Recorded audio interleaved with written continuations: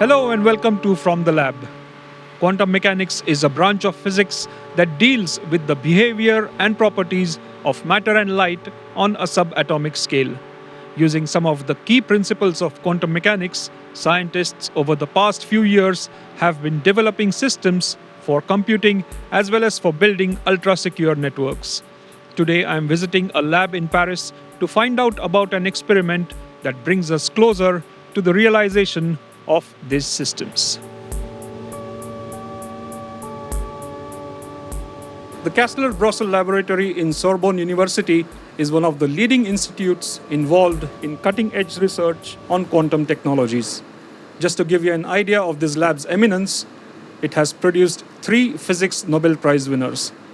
Today I'm here to meet Nicolas Treps, who dons many hats. He's a professor, a researcher, and a co-founder of the startup K-Labs, which is a spin-off from this lab. Hello, Nicolas. Thank you very much for joining us. Thanks. You're welcome. I'm happy to be here. First of all, can you tell us what are quantum technologies? So, quantum technologies is to use the properties of quantum systems to have application in the real world. So what we know is that quantum physics is a physics that describes what is infinitely small. So we used to think this doesn't concern us. But now physicists are able to bring these properties to some practical applications, and we want to use them. So we have a few examples.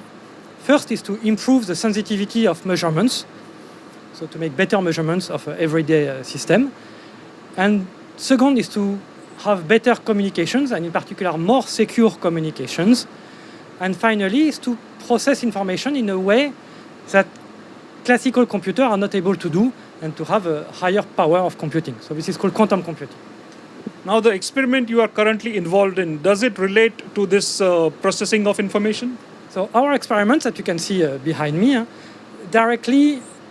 is directly linked to both quantum metrology, so which means improving measurements, and quantum computing, which means improving the power of calculations. So I can maybe describe a little bit what we are doing here. So here we are using light. And light is a quantum system. As you know, light is both a wave and it's composed of photons. When you measure light with a detector, what you do is you hear noise. So of course light doesn't make noise, but there's a nice analogy. When you listen to raindrops that falls somewhere, when you listen to it, you have a big noise, which is a rain noise. So what we try to do here is to reduce the noise of the raindrops. This is for quantum metrology. And then we try to extract exactly one raindrop to process information better, and this is quantum computing.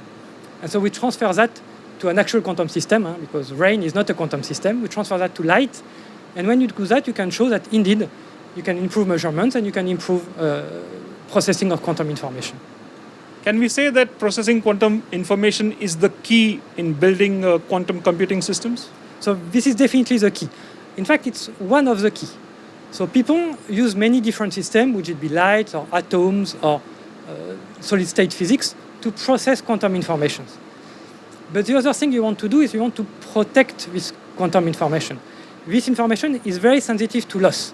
So it's like if I come back to rain, you have a lot of raindrops, and you want to extract exactly one, but not lose any of the others. And this is what is difficult. And with light it's the same. We have a lot of photons, and we want to manipulate them without losing any of them. And this is really the tricky part. And from what I see, these machines or this experimental setup looks very complicated. Is that what this lab specializes in building these sophisticated, complex experimental setups? So this is indeed a tradition of our lab, of the full laboratoire Kastler-Brossel, is to bring fundamental concepts to actual experiments. But for that, because there are new concepts, we need to build new apparatus that do not exist before. This is the whole tradition of physics. To make progress in physics, you need better systems. So here, for instance, we specialize in building better detectors, which means a new way of measuring the photons. And what is interesting is that this is useful for quantum technologies, but it also has applications to standard quantum physics. This is what really we are doing here. Right, now let's end this interview with quantum computing. Can you tell us how powerful a quantum computer is and how long will it be before we see it being used for practical applications? So this is interesting questions because it's not easy to answer the question to how powerful. What we know is that it could be able to do operations that a classical computer is not able to do. But there's still a long way to go. But for some application, like simulating new states of matter, so which can be useful for solid-state physics, for mathematical algorithms, so like breaking codes, security codes on the internet, this quantum computer should be able to do that while a classical computer cannot do. Then a full quantum computer is still a long way to go. I have no idea, 20 years, 50 years. But what is remarkable is that over the last 20 years, researchers have done a lot of progresses. And now we start to see the first concrete applications, which is not a full quantum computer, which usually called universal computer, but it's a small piece of it. It's what we call a quantum simulator that is able to do one operations or one simulation, but which is already a useful one. And this is coming very soon. Thank you, Nicola, for your time. That's all we have for the moment. See you again from a different lab.